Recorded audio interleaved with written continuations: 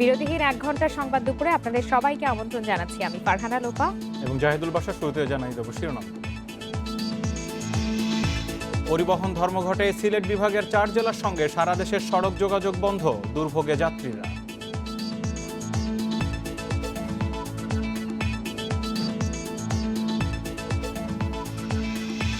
প্রথম ধাপে করোনার টিকা পাবেন ৫১,৮৪,০০০ মানুষ। তালিকা চূড়ান্ত করবে এলাকা ভিত্তিক কমিটি।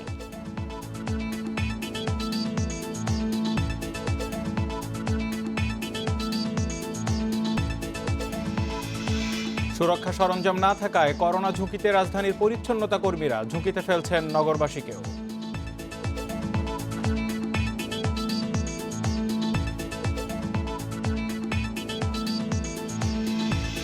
শরীরের বাঁ পাশে হার্নিয়া হলেও অস্ত্রোপচার ডানে। বরিশালে এক চিকিৎসকের বিরুদ্ধে রোগীর অভিযোগ।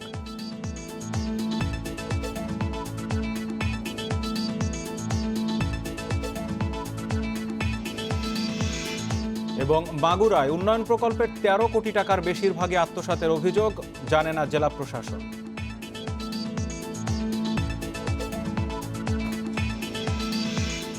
প্রধান খবরগুলো শুনছিলেন, এবার পুরো খবর।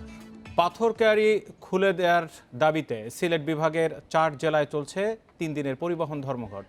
এর ফলে সারা দেশের সাথে সিলেট বিভাগের সড়ক যোগাযোগ বন্ধ রয়েছে। এতে যাত্রী ভোগান্তিতে পড়েছেন।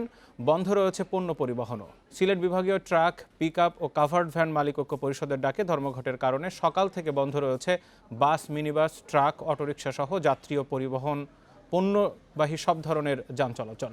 সিলেট থেকে ছেড়ে যায়নি দূরপাল্লার কোনো বাসও। বিভাগের ৪ জেলার মধ্যেও বাস, মিনিবাস চলাচল বন্ধ।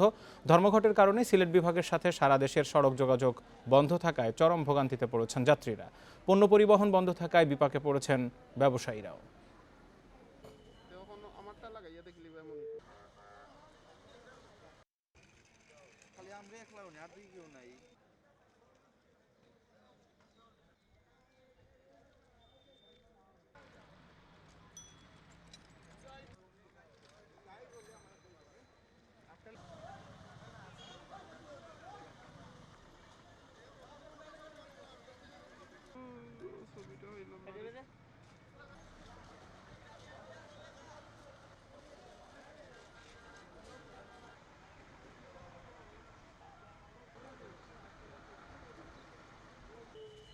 আমারটা লাগাইয়া দেখলি এমন খালি আমরা একলাও না, আর দুই কেউ নাই।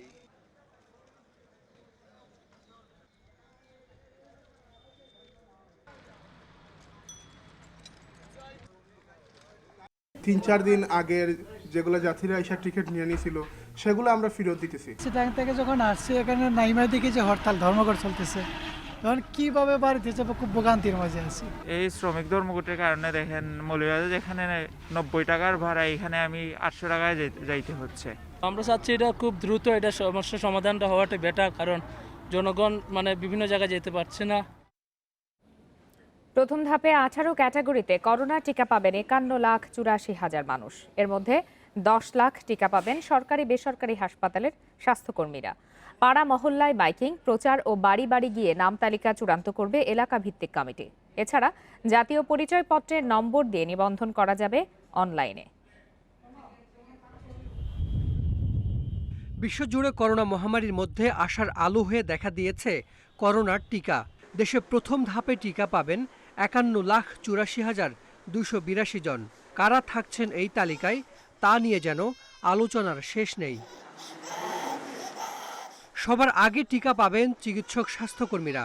সরকারি হাসপাতালে করোনা ইউনিটের চিকিৎসক, নার্স, টেকনোলজিস্ট, পরিচ্ছন্নতা কর্মী, অ্যাম্বুলেন্স চালক সহ ৩,৩২,০২৭ জন। বেসরকারি ও স্বায়ত্তশাসিত প্রতিষ্ঠানে কোভিড ইউনিটের ৬ লাখ স্বাস্থ্যকর্মী। এরপরেই টিকা পাবেন সরকারি বেসরকারি নন কোভিড হাসপাতালের ১,২০,০০০ স্বাস্থ্যকর্মী। স্বাস্থ্যকর্মীদের পরেই প্রথম ধাপেই টিকা পাবেন ২,১০,০০০ মুক্তিযোদ্ধা।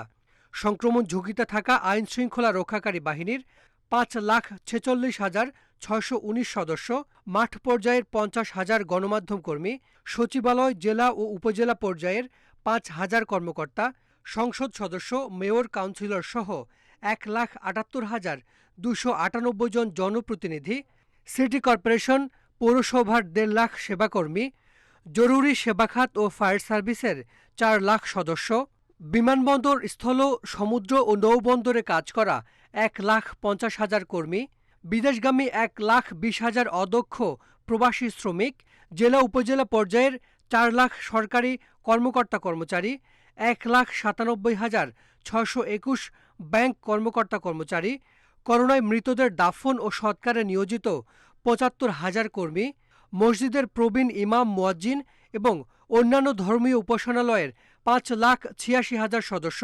এছাড়া HIV, যক্ষ্মা, ক্যান্সার সহ বিভিন্ন জটিল রোগ আক্রান্তদের 6,25,000 জনকে টিকা দেয়া হবে।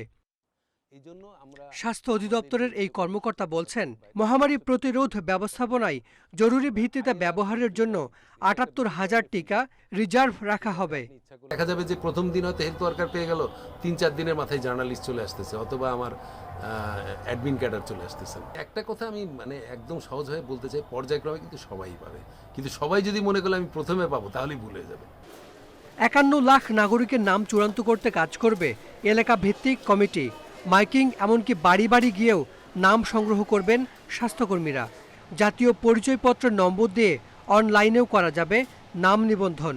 আর জটিল রোগে আক্রান্তদের নাম চূড়ান্ত করবে সংশ্লিষ্ট হাসপাতাল। ন্যাশনাল আইডি কার্ড কিংবা পাসপোর্ট কিংবা জন্ম নিবন্ধন কিংবা অন্য যে কোনো ধরনের আইডেন্টিটি কার্ড যেখান থেকে তার বয়সটা বোঝা যাবে তার মাধ্যমে করতে পারবেন। প্রক্রিয়াকে স্বচ্ছ করতে বিশ্ব স্বাস্থ্য সংস্থার নির্দেশনা মেনে কাজ চলছে বলছে স্বাস্থ্য বিভাগ। আমরা আশা করি না যে কোনো বিশৃঙ্খলা হবে, তবে এটা তো সত্যি কথা যে সারা দেশের সব লোককে আমরা একসাথে টিকা দিতে পারবো না, তো কাজেই এটা ধৈর্য ধরতে হবে। করোনা টিকার প্রথম ডোজ নেয়ার পরে 28 দিন পর নিতে হবে দ্বিতীয় ডোজ।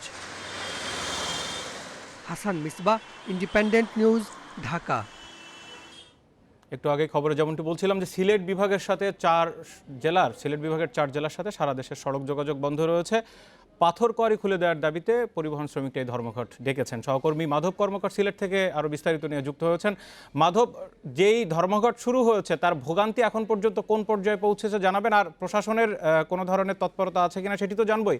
একই সাথে আরেকটি বিষয় একটু স্পষ্ট হতে চাই, পাথর কোয়ারি খুলে দেওয়ার সাথে পরিবহন শ্রমিকদের লাভ ক্ষতির বিষয়টা কি? এটাই আজকের উপজীব্য বিষয়, সেটা হচ্ছে পাথর কোয়ারির সাথে যে শ্রমিকদের আসলে সম্পর্কটা কি। পাথর কোয়ারির যারা ব্যবসায়ী রয়েছেন তারা দীর্ঘদিন ধরে এই বিষয়টি আন্দোলন করছিলেন। পরবর্তীতে পাথর কোয়ারির সাথে কিন্তু পণ্য পরিবহন, অর্থাৎ যারা ট্রাক পিকআপ, এই মালিক শ্রমিকদের একটা সম্পর্ক রয়েছে। সেজন্য কিন্তু এই পণ্য পরিবহনের সাথে যে সম্পৃক্ত শ্রমিক তারা মূলত এক্ষেত্রে ভুক্তভোগী, এবং মূলত এই অবরোধটি বা এই ধর্মঘটটি আহ্বানই করেছে সিলেট বিভাগীয় ট্রাক, পিকআপ, কারভার্ট ভ্যান মালিক শ্রমিক ঐক্য পরিষদ, এবং তাদের আহ্বানে সাড়া দিয়ে যাত্রী পরিবহন সম্পৃক্ত যেসব সার্ভিস রয়েছে, অর্থাৎ বাস বলি, মিনি বাস বলি, তারাও তাদের সাথে একাত্মতা পোষণ করেছে। এজন্য যে বিভিন্ন সময়ে পরিবহন শ্রমিকদের আন্দোলনে ট্রাক মালিক শ্রমিক একাত্মতা প্রকাশ করে, এবং তারই পরিপ্রেক্ষিতে তারা এই একাত্মতা প্রকাশ করেছে। 72 ঘন্টার ধর্মঘটের আজকে সকাল 6টা থেকে শুরু হয়েছে। এখন পর্যন্ত ফলপ্রসূ কোনো উদ্যোগ আমরা প্রশাসনের পক্ষ থেকে দেখতে পাইনি। গতকাল রাতে সিলেটের স্থানীয় প্রশাসনের সাথে এই পরিবহন শ্রমিক নেতাদের একটি বৈঠক হয়েছে। সেই বৈঠকে কিন্তু কোনো ফলাফল আসেনি। আমরা সারাদিন ব্যাপী কর্মকর্তাদের সাথে যোগাযোগ করার চেষ্টা করেছি, তারপর শ্রমিক নেতাদের সাথে যোগাযোগ করার চেষ্টা করেছি, কিন্তু কোনো ধরনের ফল এখন পর্যন্ত আমরা পাইনি। শ্রমিক নেতা যারা রয়েছে তার মধ্যে স্থানীয় কিছু নেতা বলছেন যে এই আন্দোলন যদি বা এই আন্দোলনের ফলে যদি পাথর কোয়ারি খুলে দেওয়া না হয় তাহলে কিন্তু তারা আরো কঠোর আন্দোলনে যাবে।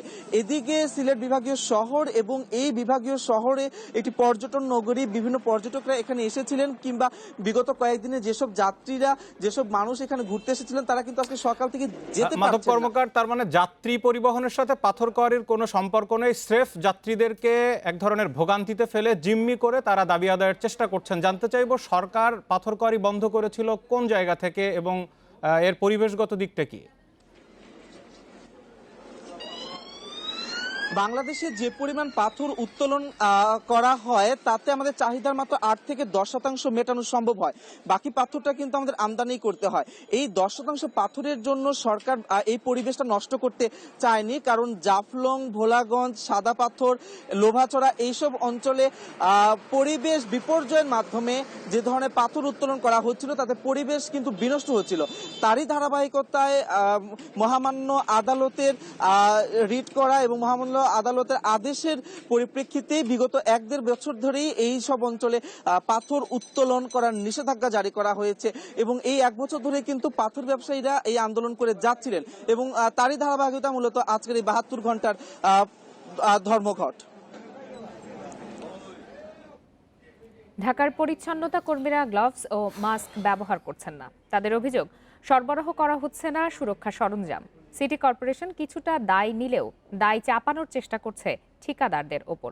এ পরিস্থিতিতে করোনা ঝুঁকিতে রয়েছেন 8,000 পরিচ্ছন্নতা কর্মী। করোনার ভয় উপেক্ষা করে প্রতিদিন বাসাবাড়ি থেকে বর্জ্য সংগ্রহ করছেন পরিচ্ছন্নতা কর্মীরা, যার মধ্যে করোনার বর্জ্যও রয়েছে। এক বাড়ি থেকে অন্য বাড়িতে যাতায়াত করা এই কর্মীরা ব্যবহার করছেন না হ্যান্ড গ্লাভস ও মাস্ক। এতে নিজেরা যেমন ঝুঁকিতে পড়ছেন তেমনি ফেলছেন নগরবাসীকে। সিটি কর্পোরেশনের তথ্য অনুযায়ী ঢাকা উত্তরে 4 থেকে 4,500 এবং দক্ষিণে 3,000-এর বেশি পরিচ্ছন্নতা কর্মী রয়েছে, যারা কাজ করেন বিভিন্ন ঠিকাদারি প্রতিষ্ঠানের অধীনে। পরিচ্ছন্নতা কর্মীরা বলছেন, সিটি কর্পোরেশন বা ঠিকাদার কেউই সুরক্ষা সামগ্রী সরবরাহ করেনি তাদের। আমাকে কিনে সম্ভব না, আমাকে যে বেতন পেট চলে না। মাছ গালাস এটা তো আমার পক্ষে কেনা সম্ভব না, ওই যে মালের পক্ষ দিত তাহলে হইতো। জুতা দিছিল, মাস্ক দিছিল, আমরা পাই নাই। হ্যাঁ, টুপি দিছিল, পোশাক দিছিল, আমরা পাই নাই। হ্যাঁ, আমরা কয়ে পাই না। আমরা এই যে জীবন নিয়ে যান টানাটানি করতেছি, এটা তো আমাকে সরকার দেখতেছে না। করোনা মহামারীর শুরুর দিকে সিটি কর্পোরেশন গ্লাভস, মাস্ক ও পিপি সরবরাহ করেছে। ঠিকাদাররা মনে করেন, উত্তরের মেয়র আশ্বাস দিলেন স্বাস্থ্য ঝুঁকিতে থাকা এসব পরিচ্ছন্নতা কর্মীদের জন্য বিকল্প ভাবছে কর্পোরেশন। যে আমরা তাদেরকে বিভিন্ন ট্রেনিং দিব। আমি অলরেডি বলেছি কিছু তাদেরকে ইন্স্যুরেন্স কীভাবে দেওয়া যায়, বিমার আওতায় আনা যায়, তারা কীভাবে তাদেরকে স্বাস্থ্যসেবা কীভাবে নিশ্চিত করা যায় সেই ব্যাপারে অলরেডি আমি একটা ইনস্ট্রাকশন দিয়েছি। তাদেরকে যদি বিমার মধ্যে আনা যায় তারা কিন্তু মেন্টালি তারা পিস থাকতে পারবে। তারা জনস্বাস্থ্য বিশেষজ্ঞরা বলছেন, গ্লাভস ও মাস্ক না পরে ময়লা সংগ্রহ করায় পরিচ্ছন্নতা কর্মীদের মাধ্যমে করোনা সংক্রমণের ঝুঁকি বাড়ছে। Adilur Rahman, Independent News, Dhaka. নতুন ধরনের করোনা ভাইরাসের সংক্রমণ ঠেকাতে সাময়িকভাবে যুক্তরাজ্যের সঙ্গে আকাশপথের যোগাযোগ বন্ধ রাখার চিন্তা করছে বাংলাদেশ। পরিস্থিতি পর্যবেক্ষণ শেষে যে কোনো মুহূর্তে এ বিষয়ে সিদ্ধান্ত নেওয়া হবে বলে জানিয়েছেন পররাষ্ট্রমন্ত্রী একে আব্দুল মোমেন। দুপুরে পররাষ্ট্র মন্ত্রণালয় ইন্ডিপেন্ডেন্ট টেলিভিশনকে পররাষ্ট্রমন্ত্রী আরও জানান, বিষয়টি নিয়ে এরই মধ্যে সংশ্লিষ্ট মন্ত্রণালয়ের সঙ্গে আলোচনা শুরু হয়েছে। নতুন ধরনের করোনা ভাইরাস পাওয়ার বিষয়ে যুক্তরাজ্য সরকার তাদের গবেষণা প্রতিবেদন প্রকাশের পরপরই ইউরোপ, কানাডা, সৌদি আরব ও ভারত সহ 40টি দেশ যুক্তরাজ্যের সঙ্গে আন্তর্জাতিক ফ্লাইট চলাচল সাময়িকভাবে বন্ধ রাখার ঘোষণা দেয়। বাংলাদেশও একই ধরনের সিদ্ধান্ত নেওয়ার পরিকল্পনা করছে বলে জানান পররাষ্ট্রমন্ত্রী।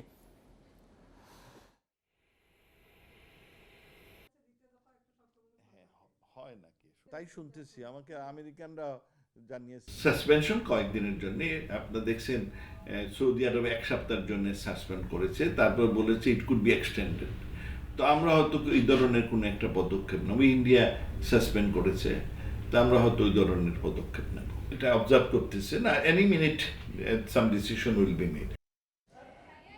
পররাষ্ট্রমন্ত্রীর সাথে সরাসরি কথা বলেছেন সহকর্মী নাফিজা দৌলা। এই মুহূর্তে বার্তা কক্ষ থেকে আরও বিস্তারিত নিয়ে নাফিজা দৌলা আমাদের সাথে যুক্ত হয়েছেন। নাফিজা দৌলা, যুক্তরাজ্য তাদের যে গবেষণা প্রতিবেদন দিয়েছে সেখানে উল্লেখ করা হয়েছে যে নতুন ধরনের যে ভাইরাস তা আগের ভাইরাসের ধরন থেকে অনেক বেশি মাত্রায় সংক্রমিত হচ্ছে, সংক্রমণের ক্ষমতাও অনেক বেশি।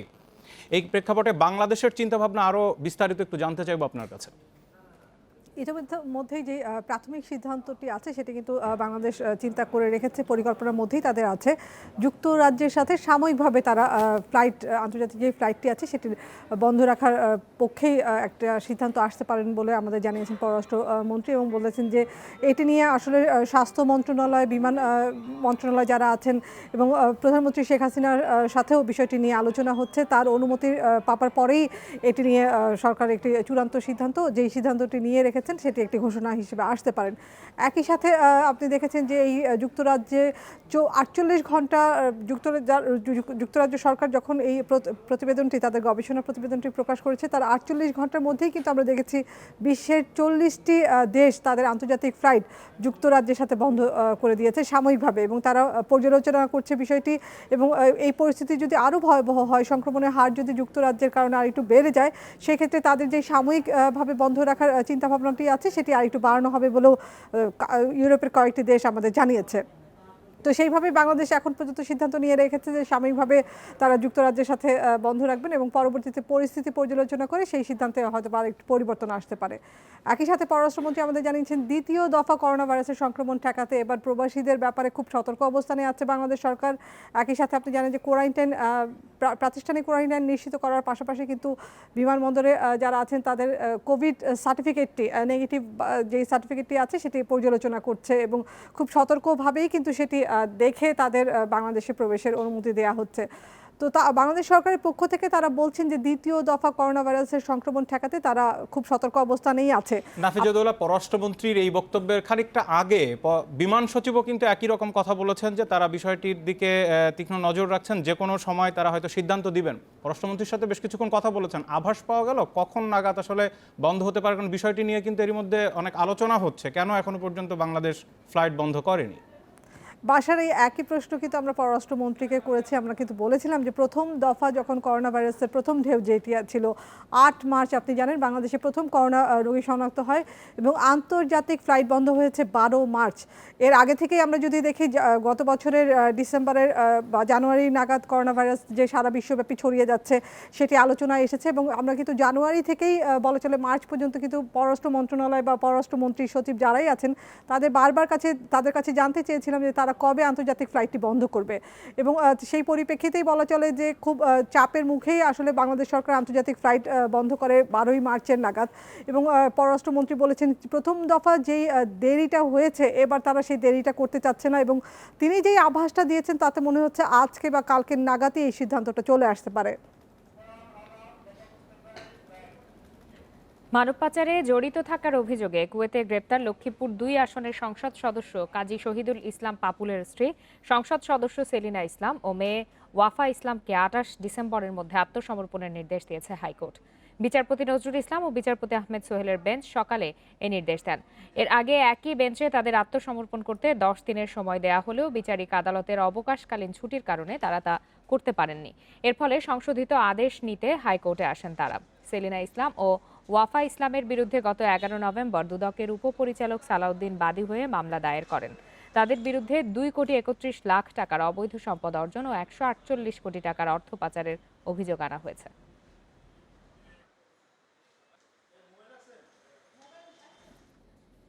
গ্যাটকো দুর্নীতি মামলায় খালেদা জিয়ার বিরুদ্ধে অভিযোগ গঠনের শুনানি পিছিয়ে 26 জানুয়ারি ধার্য করেছেন আদালত। মঙ্গলবার সকালে ঢাকার বিশেষ জজ আদালত 3-এর ভারপ্রাপ্ত বিচারক মোহাম্মদ নজরুল ইসলাম আসামি পক্ষের সময় আবেদনের পরিপ্রেক্ষিতে এই তারিখ ধার্য করেন। 2007 সালে রাজধানীর তেজগাঁও থানায় খালেদা জিয়া সহ 13 জনের বিরুদ্ধে মামলাটি দায়ের করেন দুদকের উপপরিচালক গোলাম শাহরিয়ার চৌধুরী। পরের বছর 2008 সালে খালেদা জিয়া সহ 24 জনের বিরুদ্ধে আদালতে চার্জশিট দাখিল করা হয়। পরে মামলার বৈধতা চ্যালেঞ্জ করে হাইকোর্টে রিট করেন খালেদা জিয়া। গ্যাটকো দুর্নীতি মামলার 24 আসামির মধ্যে 7 জন মারা গেছেন। বর্তমানে মামলায় আসামির সংখ্যা 17 জন। মামলার অভিযোগে বলা হয় আসামিরা পরস্পর যোগসাজশে ঠিকাদার প্রতিষ্ঠান গ্যাটকোকে ঢাকার কমলাপুর আইসিইডি ও চট্টগ্রাম বন্দরের কন্টেইনার হ্যান্ডেলিংয়ের কাজ পাইয়ে দিয়ে রাষ্ট্রের 14,56,00,000 টাকার ক্ষতি করেছেন।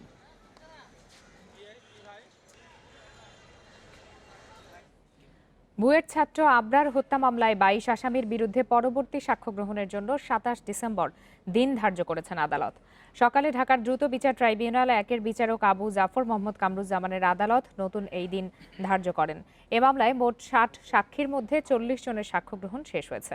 গত বছরের 6 অক্টোবর বুয়েটের শেরি বাংলা হল থেকে তড়িৎ ও ইলেকট্রনিক্স প্রকৌশল বিভাগের দ্বিতীয় বর্ষের শিক্ষার্থী আবরার ফাহাদের মরদেহ উদ্ধার করা হয়। পরে এই ঘটনায় করা মামলায় বুয়েটের 25 ছাত্রের বিরুদ্ধে আদালতে অভিযোগপত্র দেয় পুলিশ। গত 2 সেপ্টেম্বর বুয়েটের 25 ছাত্রের বিরুদ্ধে অভিযোগ গঠন করেন আদালত। মামলার অভিযোগপত্রভুক্ত 3 আসামি বর্তমানে পলাতক রয়েছেন।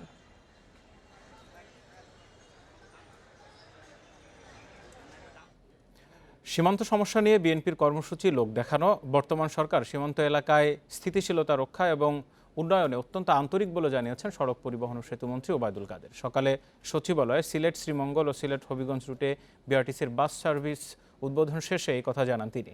পরে গণতন্ত্র নিয়ে বিএনপির বিভিন্ন মন্তব্যের জবাবে বলেন, দেশে গণতন্ত্র আছে বলেই তারা নানা সমালোচনা করছেন। গণতন্ত্র নেই বলে তারস্বরে অভিযোগ করে প্রতিদিন, সরকারের সমালোচনা করে নিত্যদিন। গণতন্ত্র আছে বলেই তো আপনারা যা খুশি তাই বলতে পারছেন। এ সরকারের আমলে এমন কোনো সমালোচনা নেই, এমন কোনো বিরূপ কথাবার্তা, মাঝে মাঝে বিদ্বেষ প্রসূত বক্তব্য আপনারা দিয়ে চলছেন।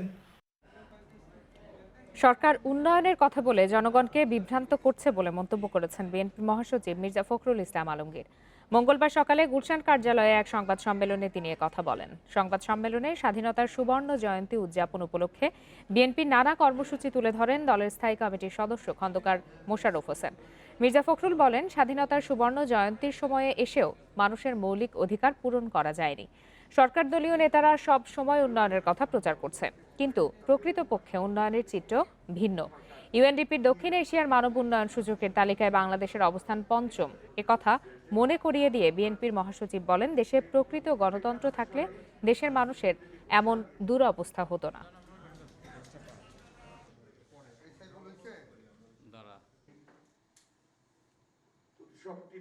আজকে পত্রিকায় আছে যে ইউএনডিপির যে আপনার গতকাল তারা যে ঘোষণা করেছে যে বাংলাদেশের গোটা এশিয়াতে কি অবস্থান, কোন কোন দেশের কোন অবস্থা আছে, তাতে বাংলাদেশ কিন্তু সাউথ এশিয়াতেই আপনার পঞ্চম, 4টা দেশের পরে। ভুটানের সঙ্গে নিচে। তো এখানে বোঝা যায় যে আসলে আমাদের উন্নয়নের কথা যেটা বলা হচ্ছে, এটা আসলে একটা পুরোপুরিভাবে জনগণকে বিভ্রান্ত করার চেষ্টা করা হচ্ছে। হার্নিয়া হয়েছে শরীরের বাম পাশে, আর চিকিৎসক অপারেশন করেছেন ডান পাশে। বরিশাল ইসলামী ব্যাংক হাসপাতালের বিরুদ্ধে এমন অভিযোগ তুলেছেন এক রোগী। বিচারের দাবিতে থানায় সাধারণ ডায়েরিও করেছেন ওই ভুক্তভোগী। ঝালকাঠির দপদপিয়া ইউনিয়নের বাসিন্দা মোহাম্মদ মানিক শারীরিক অসুস্থতা নিয়ে গত 22 নভেম্বর বরিশালে ইসলামী ব্যাংক হাসপাতালে ডাক্তার MS রহমান সুমনের কাছে যান তিনি। পরীক্ষা নিরীক্ষা করে মানিককে হার্নিয়া হয়েছে জানিয়ে তার বাম পাশে অপারেশন দরকার বলে ব্যবস্থাপত্র দেন চিকিৎসক। 18 ডিসেম্বর ওই হাসপাতালেই অপারেশন হয় মানিকের। তবে জ্ঞান ফিরলে রোগী বুঝতে পারেন বাম পাশে নয়, অপারেশন হয়েছে তার ডান পাশে। এতে করে তিনি আরও অসুস্থ হয়ে পড়েন। চিকিৎসক সুমন কিংবা হাসপাতাল সংশ্লিষ্টদের সঙ্গে যোগাযোগ করে সাড়া না পেয়ে থানায় যান মানিক। আমার হার্নিয়াটা বাম পাশে, কিন্তু উনি আমার হার্নিয়া বাম পাশে অপারেশন না করে ডান পাশে অপারেশন করছে। তার জন্য আমি এর সুষ্ঠু বিচার চাই এবং আইনের আশ্রয় চাই। আমি হাসপাতাল কর্তৃপক্ষের দাবি ভুল চিকিৎসার দায় তাদের নয়, চিকিৎসকের। আপাতত ওই চিকিৎসককে কাজ থেকে বিরত রাখা হয়েছে জানিয়ে বিনামূল্যে ভুক্তভোগী রোগীর বাম পাশে অপারেশন করানোর প্রস্তাব দেওয়া হয়েছে বলেও জানায় তারা। কিন্তু আমি রাইট সাইড করলাম, লেফট সাইড করলাম না, এটা তো ভুল। সংশোধন উপরটা আমি তো করেছিলাম যে আপনি এখানে থাকেন, আপনার এরপরে আপনার লেফট সাইড কারেকশন সহ আপনার যা কিছু খরচ আছে সব আমরা বহন করব। উনি রাজি হলেন না? উনি রাজি হলেন না। এখন তো চিকিৎসক তো আমার এমপ্লয়ি না, ওনাকে অফ করে রাখছি। অভিযুক্ত চিকিৎসক সুমন ক্যামেরার সামনে কথা না বললেও দাবি করেন তিনি কোনো ভুল করেননি।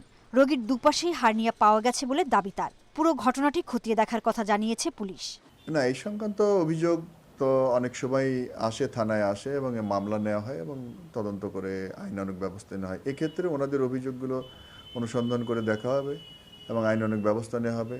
মামলা নেওয়ার দরকার হলে মামলা নেওয়া হবে, যা আইনত আছে আইনের দ্বারাই নির্ধারিত হবে। অভিযোগের সত্যতা পেলে আইন অনুযায়ী ব্যবস্থা নেওয়ার আশ্বাস দিয়েছেন এই পুলিশ কর্মকর্তা। Independent news desk.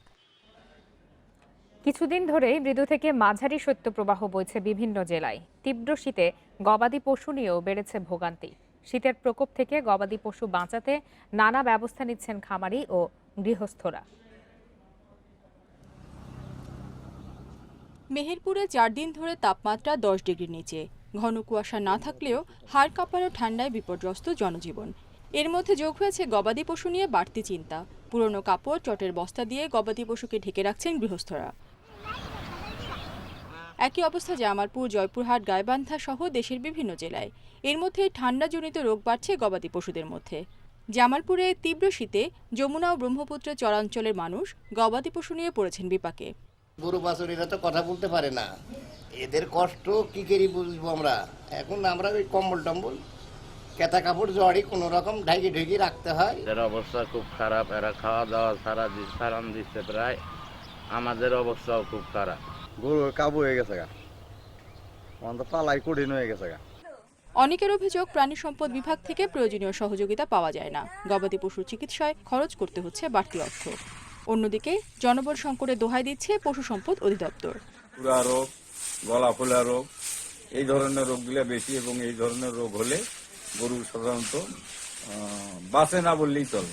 এর কোনো ট্রিটমেন্ট বা পশু পালন বিভাগ থেকে কোনো খোঁজ খবর নেওয়া হচ্ছে না। যতগুলো রোগী আসতেছে প্রতিদিন, সেগুলো নিয়ে চলতে গিয়ে হিমশিম খাওয়ার মতো অবস্থা। সেক্ষেত্রে আমাদের মাঠ পর্যায়ে লোক আরো বাড়ানো উচিত। আর ভেটেরিনারি সার্জন আমাদের একজন ডক্টর দিয়ে আসলে পুরো উপজেলা কাভার দেওয়া খুব কঠিন। দেখা দিয়েছে পশুখাদ্য সংকটও। খামারিরা বলছেন ব্যবসায়ীরা পশুখাদ্যের দাম বাড়িয়ে দেওয়ায় বিপাকে পড়েছেন তারা। গোখাদ্যের দাম অনেক বেশি, ফলে খড়ের মূল্য বেশি, ভুসির মূল্য বেশি, ফিডের মূল্য বেশি, এই সমস্যাগুলোতেই আমরা বেশি ভুগতেছি। রেশমি নন্দী, ইন্ডিপেন্ডেন্ট নিউজ।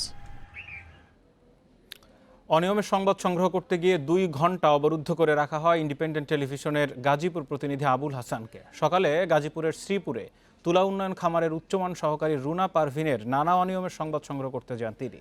এ সময় খামারের তত্ত্বাবধায়ক ফরহাদ হোসেন তাকে আটক করে রাখেন। উচ্চমান সহকারী রুনা পারভিনের বিরুদ্ধে নিয়মিত অফিসে না যাওয়া সহ অসংখ্য অভিযোগ রয়েছে।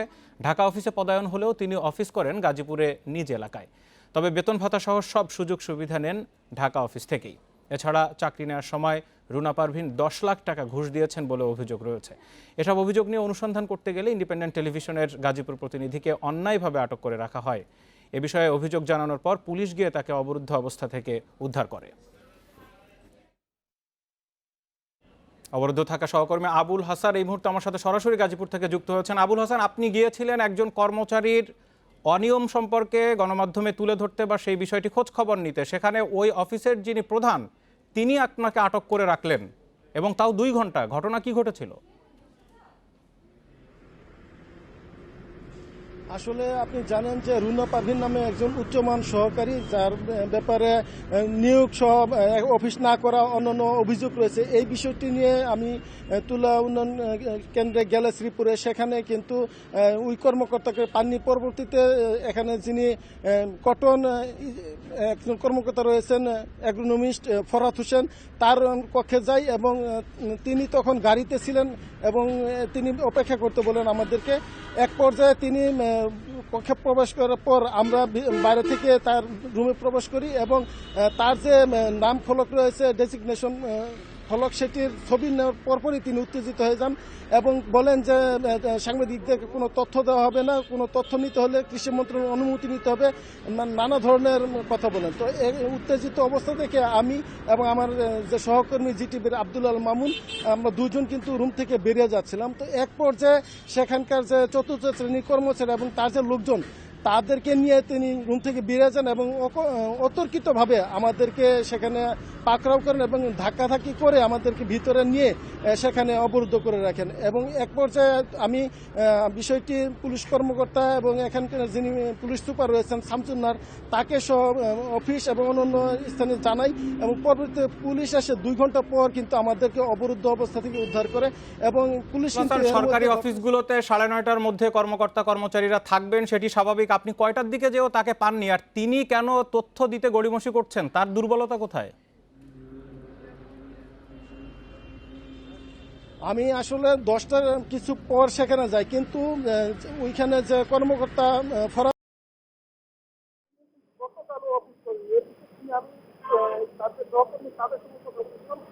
বলছেন যে গতকাল ঢাকায় একটি মিটিং ছিল, যার কারণে তিনি এখানে উপস্থিত ছিলেন না এবং রুনা পারভিন তিনিও কিন্তু গতকাল অবস্থ করেন।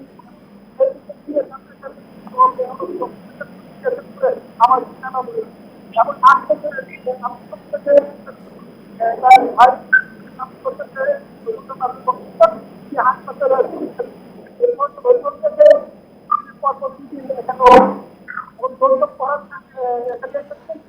আবুল হোসেন, আপনাকে অনেক ধন্যবাদ। আমরা নিশ্চয়ই পরবর্তীতে এই খবরের আরো বিস্তারিত জানতে পারবো আপনার মাধ্যমে। আপনারা আছেন বিরতিহীন সংবাদ দুপুরে। সংবাদ দুপুরে আরও যা যা থাকছে: যুক্তরাজ্যে শনাক্ত করোনার নতুন ধরনের নিয়ন্ত্রণ সম্ভব, আশ্বাস বিশ্ব স্বাস্থ্য সংস্থার। নিয়ন্ত্রণের বাইরে যায়নি পরিস্থিতি।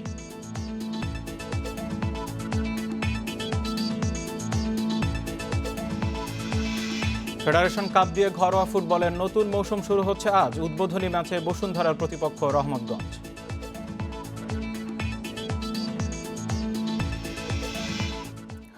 মাগুরায় কবরস্থান, শহীদ মিনার, স্মৃতিসৌধ নির্মাণ ও সংস্কারের দাবে মোটা অঙ্কের সরকারি অর্থ আত্মসাতের অভিযোগ উঠেছে চেয়ারম্যান ও মেম্বারের বিরুদ্ধে।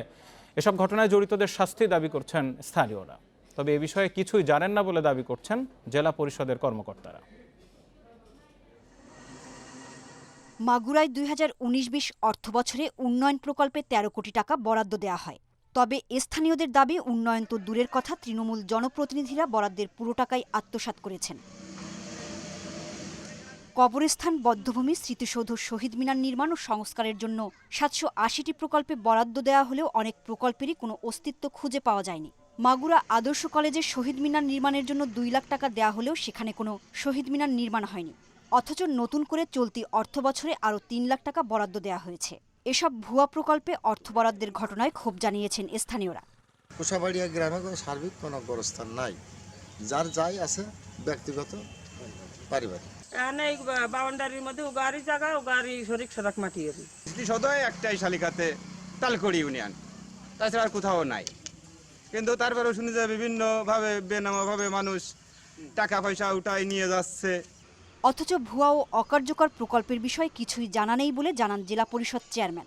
কোনো কর্মকাণ্ড সেখানে নাই, অথচ তার লিস্ট করা আছে, এটা আমার কিন্তু জানা নাই বা সেভাবে কোনো অভিযোগ আসে নাই। যদি সেরকম কিছু আসে আমি অবশ্যই খতিয়ে দেখব। প্রকল্পগুলো যাচাই বাছাই করে অর্থ বরাদ্দ দেওয়ার কথা বলছেন এলাকার লোকজন। Independent news desk. প্রায় প্রতি মুহূর্তে সাইবার হামলার চেষ্টা হচ্ছে দেশের ব্যাংক খাতে। এসব হামলায় অর্থ বা তথ্য চুরি হচ্ছে কিনা তা অজানাই থেকে যাচ্ছে বলে মনে করেন বিশ্লেষকরা। যদিও এ ধরনের হামলা প্রতিরোধে গঠিত সরকারের সংস্থা বিডি সার্ট বলছে 2016 সালের তুলনায় সক্ষমতা অনেক বেড়েছে। ভবিষ্যৎ চ্যালেঞ্জ মোকাবেলায় ব্যাংকগুলোর জন্য ফিনান্সিয়াল সার্ট গঠন করা হচ্ছে বলেও জানায় সংস্থাটি। সাইবার যুদ্ধের লাইভ দৃশ্য এটি। এক দেশের হ্যাকার আক্রমণ চালাচ্ছে অন্য দেশে। তাদের লক্ষ্য দুটি, তথ্য এবং অর্থ চুরি। আক্রমণ শুধু অন্য দেশ থেকেই হয় না, অভ্যন্তরীণও হয়। সম্প্রতি সবচেয়ে বড় সাইবার হামলার শিকার হয় মার্কিন যুক্তরাষ্ট্র। 15 ডিসেম্বরের দৃশ্য এটি, যেখানে দেখা যায় দেশের ইন্টারনেট সেবাদানকারী প্রতিষ্ঠান আইএসপিগুলোতে প্রচুর আক্রমণকারী ম্যালওয়্যারের উপস্থিতি। স্বভাবতই প্রশ্ন জাগে, যুক্তরাষ্ট্র যেখানে হামলা প্রতিরোধ করতে পারেনি, সেখানে বাংলাদেশের অবস্থা কি? বিশ্লেষকরা বলছেন, দেশের প্রতিষ্ঠানগুলোর মধ্যে তথ্য লুকানোর প্রবণতা আছে, ফলে জানা যাচ্ছে না বাস্তব চিত্র। কেন্দ্রীয় ব্যাংকে এই নিয়ে দুবার আপনার অনেক বড় রকমের অ্যালার্টের কথা তারা বলেছে।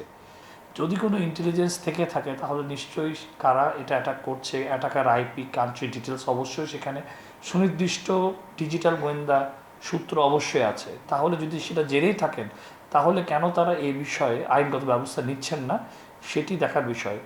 কম্পিউটার কেন্দ্রিক অপরাধ প্রতিরোধে গঠিত সরকারি সংস্থা বিডি সার্ট বলছে, হামলা প্রতিরোধে সাইবার জগতে সার্বক্ষণিক নজরদারি করছেন তারা।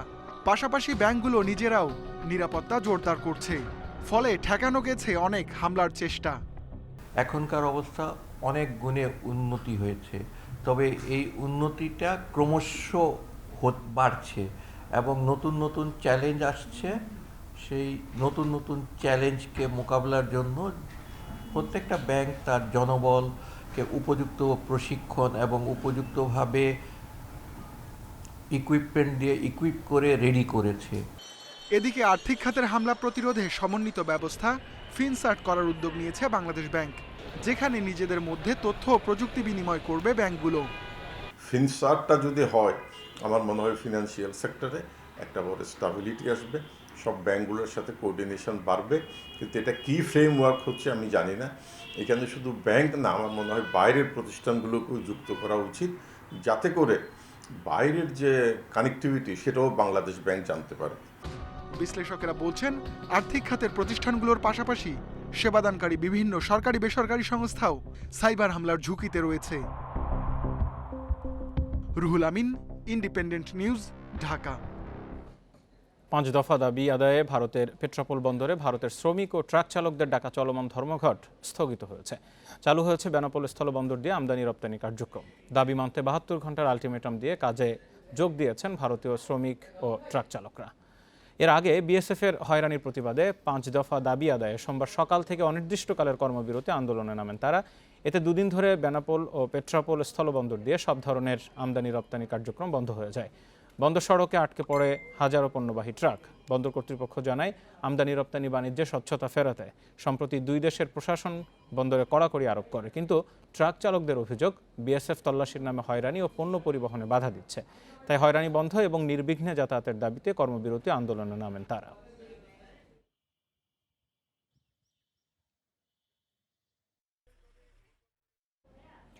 একদিনে বিশ্বে করোনায় 8,500 প্রাণহানি হয়েছে, নতুন শনাক্ত 5 লাখের বেশি।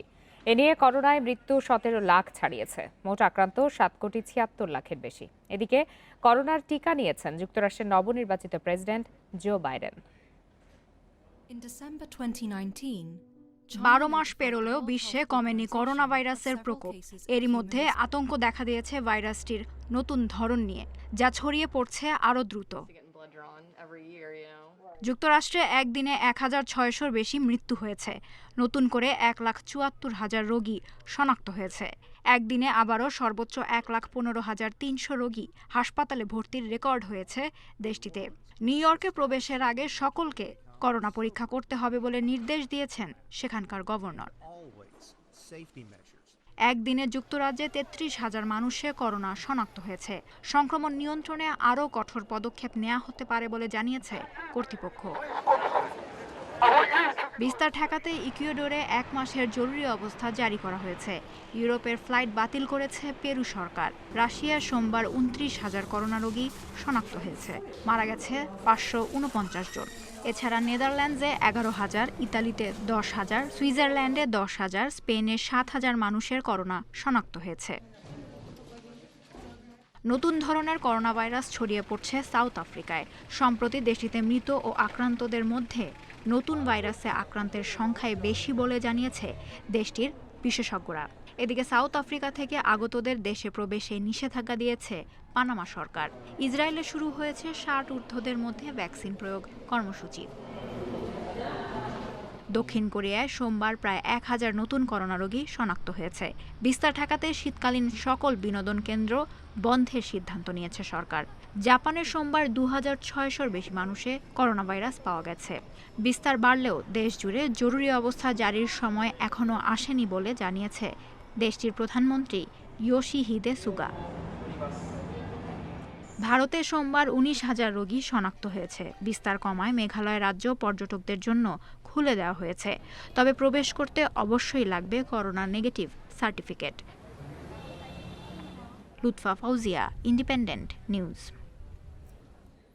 যুক্তরাজ্যে পাওয়া করোনা ভাইরাসের নতুন ধরনটিও নিয়ন্ত্রণ করা সম্ভব বলে আশ্বাস দিল বিশ্ব স্বাস্থ্য সংস্থা। সোমবার ডব্লিউএইচওর হেলথ এমার্জেন্সি বিভাগের নির্বাহী পরিচালক মাইকেল রায়ান জানান, নতুন স্ট্রেন দ্রুত সংক্রমণ ছড়ালেও পরিস্থিতি এখনও হাতের বাইরে চলে যায়নি। তিনি বলেন, এই মহামারীর সময়ে এর থেকেও অনেক বেশি মাত্রায় সংক্রমণ মানুষ দেখেছে, সেগুলোও নিয়ন্ত্রণ করা সম্ভব হয়েছে। তাই নতুন এই ধরন নিয়ন্ত্রণের বাইরে চলে গেছে এমনটা ভাবার কোনো কারণ নেই বলে জানান বিশ্ব স্বাস্থ্য সংস্থার এই কর্মকর্তা। তবে এ নিয়ে চুপ করে বসে থাকাটাও ঠিক হবে না বলে সতর্ক করেন মাইকেল রায়ান। এর সংক্রমণ এড়াতে যেসব পদক্ষেপ নেওয়া হচ্ছে তা সঠিক বলে দাবি করেন এই কর্মকর্তা। এর একদিন আগে যুক্তরাজ্যে করোনার নতুন ধরন নিয়ে সতর্ক করেন দেশটির স্বাস্থ্যমন্ত্রী ম্যাট হ্যানকক। এরই মধ্যে দেশটির সাথে সব ফ্লাইট চলাচল বন্ধ করেছে 40টির বেশি দেশ। আগেরটির তুলনায় নতুন এই করোনা ভাইরাস ছড়ানোর হার 70% বেশি।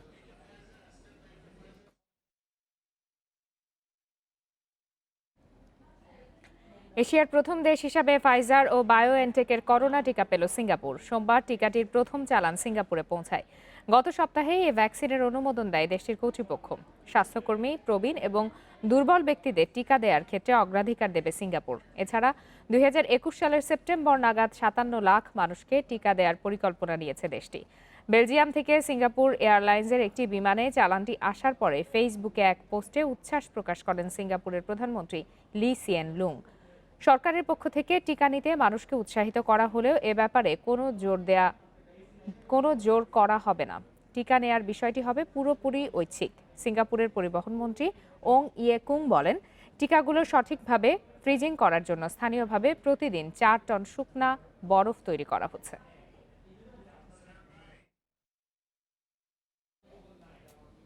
নয় মাস বিরতির পর ফেডারেশন কাপ দিয়ে আজ শুরু ঘরোয়া ফুটবলের নতুন মৌসুম। উদ্বোধনী ম্যাচে লড়বে গত আসরের ফাইনালিস্ট বসুন্ধরা কিংস ও রহমতগঞ্জ। শ্রেষ্ঠত্ব ধরে রাখতে আশাবাদী বসুন্ধরা। অন্যদিকে বিদেশি ফুটবলাররা না আসায় দুশ্চিন্তায় রহমতগঞ্জ। আসর শুরুর আগের দিন অংশ নেওয়া সব দলই জানিয়েছে তাদের প্রস্তুতির আপডেট। চ্যাম্পিয়নশিপ ট্রফি নিয়ে ফটো সেশনে 13 ক্লাবের কোচ ফুটবলাররা। করোনা ঝুঁকি সত্ত্বেও ঘরোয়া আসর ফিরছে, আপাতত মাঠের ফুটবলেই সর্বোচ্চ মনোযোগ। গত আসরে 2 ফাইনালিস্ট এবার শুরুতেই মুখোমুখি। চ্যাম্পিয়ন বসুন্ধরা কিংসের প্রতিপক্ষ রানার্স আপ রহমতগঞ্জ। 4 মাসেরও বেশি সময় অনুশীলন চালিয়েছে কিংস। অন্যদিকে রহমতগঞ্জের 3 বিদেশি ফুটবলার ঢাকা আসার কথা ম্যাচের দিন সকালে। আমার কাছে মনে হয় যেহেতু আমরা বেশি সময় পেয়েছি, তো আমাদের ফার্স্ট খেলা, তো এটা আমাদের জন্য খুবই ভালো, কারণ আমরা ফরেন প্লেয়ারদের সাথে অ্যাডজাস্টমেন্টের আন্ডারস্ট্যান্ডিং এর একটা ব্যাপার থাকে, সেটা আমাদের খুব ওয়েল হয়েছে, ভালো হয়েছে। কোভিডের জন্য আমরা আমাদের বিদেশি যে ফরেন রিক্রুট ছিল দলভুক্ত করেছি, কিন্তু এখন পর্যন্ত আমাদের 3 জন প্লেয়ার আসে নাই। বাফুফে ভবনে একে একে টুর্নামেন্টে নিজেদের লক্ষ্য আর দলের অবস্থা জানিয়েছে অংশ নেওয়া ক্লাবগুলো। স্বল্প প্রস্তুতি নিয়েই খেলতে হবে বেশিরভাগ ক্লাবের। সেখানে আবাহনী অন্যদের চেয়ে প্রস্তুতিতে এগিয়ে। বিরতিতে সবারই অনুশীলনে সমস্যা হয়েছে, তবে আবাহনী গেল কিছুদিন কঠোর পরিশ্রম করেছে। দলে ভালো মানের বিদেশি আছে, আশা করছি শিরোপা পুনরুদ্ধার করতে পারবো। পর্যাপ্ত সময় ছিল না অনুশীলন করার, আমরা মাত্র 4 সপ্তাহ সময় পেয়েছি, এটা পর্যাপ্ত না। তারপরেও যেহেতু টিমটা গতবারের, সেটা হয়তো আন্ডারস্ট্যান্ডিং এর কোনো অভাব হবে না, বাট ফিটনেসের কিছুটা ঘাটতি থাকতে পারে। ফেড কাপের আগে 2 ক্লাবের অংশ নেওয়া নিয়ে হয়েছে নাটক। শেষ পর্যন্ত ব্রাদার্স আর মুক্তিযোদ্ধার সংকট কেটেছে। তবে প্রস্তুতিহীন দল দুটির জন্য ফেডারেশন কাপ শুধুই অংশ নেওয়া। সব ভুলে মাঠে পারফর্ম করতে চাই আমরা। অনুশীলন করেছি, ফেডারেশন কাপ খেলতে প্রস্তুত। আশা করি ভালো খেলবো। তো ট্রেনিংটা দীর্ঘ হওয়ার কারণ হচ্ছে আমাদের প্লেয়াররা অনেক সময় বাইরে ছিল, আর আমাদের তো যে মূল ম্যানেজারটা ছিল সে 6 তারিখে কাতার ছিল, আপনারা জানেন। সে আসার পরেই মূলত মূল টিমটা ঘোষণা হয়েছে। টুর্নামেন্টে সবচেয়ে বেশি 11 শিরোপা আবাহনীর। তবে ঢাকার মাঠের নতুন জয়ান্ট বসুন্ধরা কিংস কাগজে কলমে এবারও শক্তিশালী দল গড়েছে। Abidur Rahman, Independent News, Dhaka. Federation Cup শুরুর আগের দিনও ফুটবলারদের করোনা টেস্ট করায়নি বেশিরভাগ ক্লাব। তবে নিজ নিজ ম্যাচের আগে ক্লাবগুলো টেস্ট করাবে আশ্বাস দিয়েছে বাফুফে। সরকারি নির্দেশনা থাকায় দর্শক থাকছে না গ্যালারিতে। এদিকে স্বাধীনভাবে ম্যাচ পরিচালনার জন্য রেফারিদের নির্দেশ দিয়েছেন বাফুফে সভাপতি কাজী সালাউদ্দিন। টুর্নামেন্টের আগে অংশ নেওয়া সব ক্লাবের আনুষ্ঠানিক সংবাদ সম্মেলন হয়েছে একসাথে। করোনা পরিস্থিতিতে সেটা যে বেমানান তা ভুলেই গেছে বাফুফে।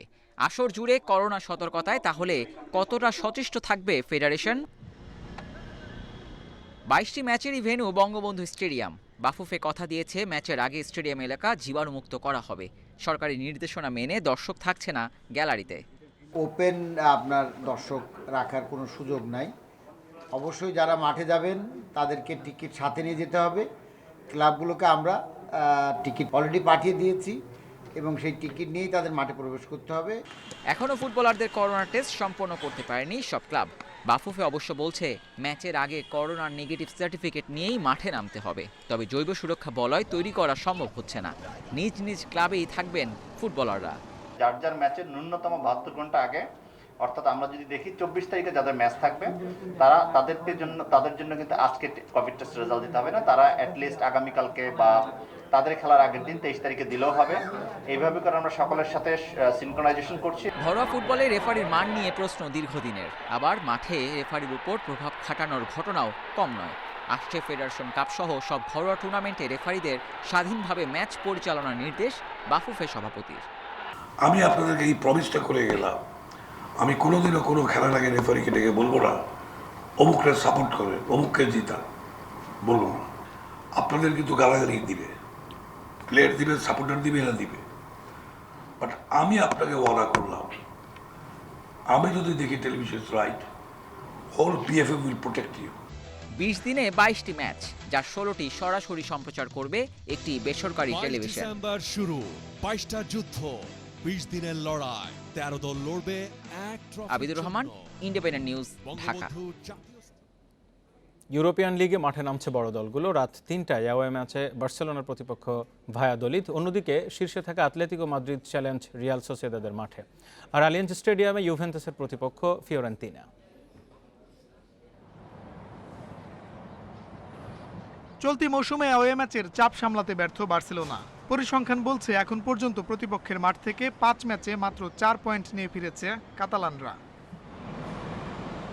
আবারও অ্যাওয়ে ম্যাচ, এবার ভায়াদোলিদের মাঠ থেকে পূর্ণ পয়েন্ট নিয়ে ফেরার পরীক্ষা মেসিদের সামনে। প্রতিপক্ষ রেলিগেশন জোনে থাকলেও মেসিদের সাম্প্রতিক পারফরমেন্স খুব একটা আত্মবিশ্বাসী করছে না কাতালানদের। সামনে অনেক ম্যাচ আছে, সময় এখনো শেষ হয়ে যায়নি। আগের ম্যাচগুলো নিয়ে না ভেবে এগিয়ে যেতে চাই। এই ম্যাচে জয়ের বিকল্প ভাবছি না। লিগে দুরন্ত ছন্দে আতলেতিকো মাদ্রিদ, মৌসুমের একমাত্র পরাজয় রিয়াল মাদ্রিদের বিপক্ষে। ঘরের মাঠে এলসিকে হারিয়ে সেই ক্ষতে এরই মধ্যে প্রলেপ দিয়েছে সিমিওনির দল। এবার টেবিল টপার আতলেতির চ্যালেঞ্জ 3-এ থাকা রিয়াল সোসিয়েদাদ। সেরিয়াতে সময়টা চ্যাম্পিয়নদের মতো যাচ্ছে না ইউভেন্টাসের। জয়ের সঙ্গে ড্রয়ের খুব একটা পার্থক্য নেই। 13 ম্যাচে 7 জয়ের পাশে 6 ড্র সমালোচনার তীব্রতা বাড়িয়েছে। লিগ টেবিলেও 3 নম্বরে পিরলোর দল। তবে ফিওরেন্তিনাকে হারাতে আত্মবিশ্বাসী ইউভে কোচ। ফিওরেন্তিনা বাজে সময়ের মধ্য দিয়ে যাচ্ছে। কয়েক ম্যাচ আগেই ওরা কোচ বদল করেছে, তবে আমি এটাও জানি ওরা জয়ের জন্য সর্বোচ্চ চেষ্টা করবে। আমাদের সতর্ক থাকতে হবে। ইউভের চেয়ে 4 পয়েন্ট বেশি নিয়ে সবার উপরে এসি মিলান। মঞ্জুর আলম, ইন্ডিপেন্ডেন্ট নিউজ। ইপিএলে টানা 2 হারের পর অবশেষে জয়ে ফিরেছে চেলসি। ওয়েস্ট হ্যামকে 3-0 গোলে বিধ্বস্ত করেছে ফ্র্যাঙ্ক ল্যাম্পার্ডের দল। অন্যদিকে ঘরের মাঠে বার্নলির কাছে 2-1 গোলে হেরেছে উলভস। স্ট্যামফোর্ড ব্রিজে ম্যাচের 10 মিনিটে এগিয়ে যায় চেলসি। সেট পিস থেকে দারুণ হেডে লিড এনে দেন থিয়াগো সিলভা। ম্যাচের বাকি 2 গোল আসে অন্তিম সময়ে। 78 মিনিটে টিমো ওয়ের্নারের অ্যাসিস্টে জাল খুঁজে নেন ট্যামি আব্রাহাম। এর 2 মিনিট পর জোড়া গোল পূরণ করেন চেলসি ফরওয়ার্ড। দারুণ জয়ে টেবিলের 5-এ উঠেছে দ্য ব্লুজ। অন্যদিকে চলছে বার্নলি চমক। অ্যাশলে বার্নস ও ক্রিস উডের সৌজন্যে উলভসের মাঠ থেকে 2-1 গোলের জয় নিয়ে ফিরেছে সিন ডাইসের দল। এ নিয়ে লিগের টানা 4 ম্যাচে অপরাজিত বার্নলি। চারিদিকে যেন বিছানো হলুদ চাদর, মৃদু বাতাসে ওঠে হলুদ ঢেউ। শীতে এই রূপ কিশোরগঞ্জের ফসলের মাঠের। দিগন্ত বিস্তৃত সরিষার ক্ষেত প্রকৃতিকে সাজিয়েছে নতুন রঙে, যা মনে আনে অনাবিল প্রশান্তি। প্রকৃতির এমন অপার সৌন্দর্য দেখতে ছুটে আসেন প্রকৃতিপ্রেমীরা।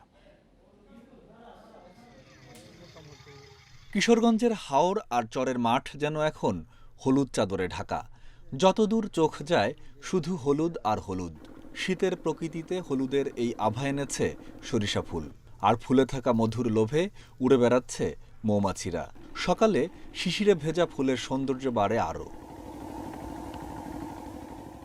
সরিষা ফুলের ঘ্রাণ, হালকা বাতাসে গাছের দুলুনিতে হলুদ ঢেউ আর ফুলে ফুলে মৌমাছির গুঞ্জন মুগ্ধ করবে যে কোনো প্রকৃতিপ্রেমীকে। রোপা আমন কাটার পর বোরো আবাদের আগে দীর্ঘ বিরতি। এই সময়েই চাষ করা হয় সরিষা, তাই স্থানীয়ভাবে বাড়তি ফসল হিসেবে পরিচিত তেল জাতীয় এই রবি শস্য। এর ওপর এবছর সরিষার ফলনও হয়েছে বাম্পার, তাই খুশি কৃষকরা। আমরা সরিষা জমি আমরা কার্তিক মাসে পালছি, মাঘ মাস থেকে আমরা কৃষক আমরা শেষ করা তুলি। ফসল খুব ভালো ফসল হয়। অর্গানিক ফসলটা আমরা করার পরে মনে করি আমরা সরিষাটা করি, করলে পরে মনে করি আমরা লাভবান থাকি। প্রতি বছর এই সময়ে মাঠে হলুদের এমন অপরূপ সৌন্দর্য উপভোগ করতে ভিড় জমান প্রকৃতিপ্রেমীরা। এই যে মৌমাছির গুঞ্জন, এই যে হলুদের গালিচা, এই দৃশ্যের কোনো তুলনা হয় না। এটা আমাদের চিত্তকে বিমোহিত করে, আর আমরা এই যানজটের কবলে এই লোহা কাঠের শহর থেকে সুযোগ পেলেই এখানে ছুটে আসি। এদিকে ন্যায্য মূল্য পাওয়ায় সরিষা আবাদে আগ্রহ বাড়ছে এই অঞ্চলের কৃষকদের। বোরো ধান লাগানোর আগে মধ্যবর্তী সময় স্বল্প জীবনকালের সরিষা আবাদ করে কৃষকরা লাভবান হয় বলে এবছর কৃষকরা ব্যাপকভাবে সরিষা আবাদের দিকে ঝুঁকে পড়েছে। চলতি বছর কিশোরগঞ্জে ৭,৬২০ হেক্টর জমিতে সরিষার আবাদ হয়েছে। Independent news desk. এতক্ষণ সাথে থাকার জন্য ধন্যবাদ। বিরতিহীন সংবাদ দুপুরের আয়োজন আজ পর্যন্ত। ইন্ডিপেন্ডেন্ট টেলিভিশনের সব খবরের আরও বিস্তারিত জানতে চোখ রাখুন ফেসবুক, ইউটিউব আর টুইটারে।